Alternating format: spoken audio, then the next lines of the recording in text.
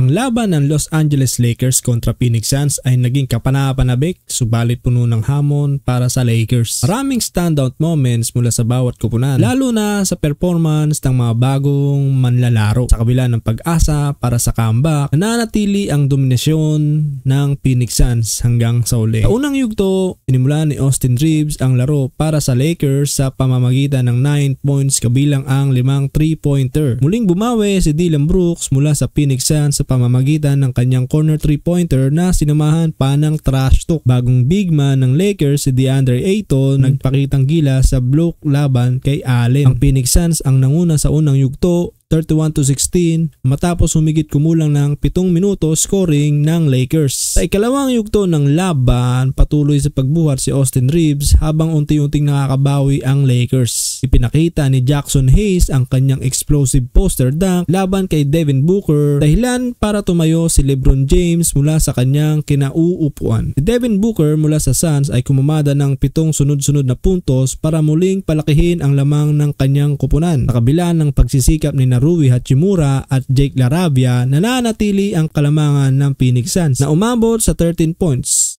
57-44. Sa ikatlong yugto ng laban, mas tumindi ang opensa ng Suns. Pinangunahan ni Allen at Devin Booker. Si Devin Booker ay nakapagpasok ng 2 sunod na 3 points at umiscore ng kabuuan ng 20 points. Si Bronny James ng Lakers ay nagtala ng kanyang unang basket, ngunit ang Suns ay na-outscore na ng Lakers. Tinalo sila sa quarter 87-62 at sa ikaapat na yugto, hindi nakaratsyada ang Lakers para sa kanilang comeback gaya ng ginawa sa nakaraang preseason game. Pinangunahan ni Devin Booker ang Suns sa kanilang panalo na may 24 puntos kasabay ang notable contribution ni Dillon Brooks na nakapag-ambag ng 10 puntos. Nagpakitang gila si Austin Reeves ng 20 points sa loob ng 21 minuto habang si Jackson Hayes ang nagbigay olive sa audience sa kanyang poster dunk laban kay Devin Booker. Si Devin Booker naman ay pinakamasigasig sa laro sa Suns na nagtala ng 24 points.